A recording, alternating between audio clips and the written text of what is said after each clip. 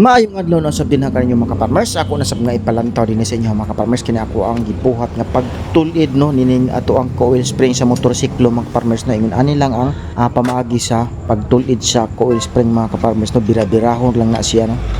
Kung makita niyo din sa to ang video mga farmers. Kaya kayo ninyo ni himuon basta naa lang mo'y pambaga pugon mga farmers pwede na mo magtulid sa coil spring sa motorsiklo. Kini di ay mga farmers man itong himuon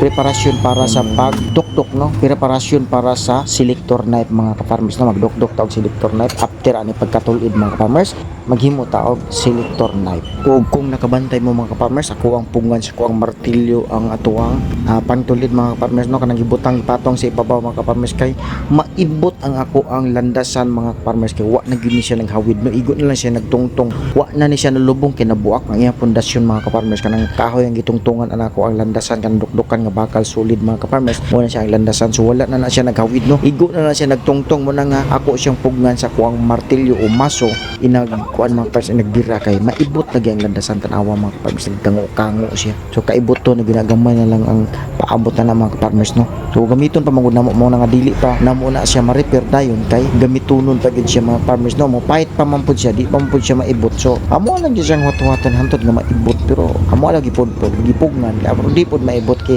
kung maibot siya mga farmers wa na pud may duktukanan so panahon lang gid ang kulang namo para amo aning ma-arrange ug ma-plaster og tarong.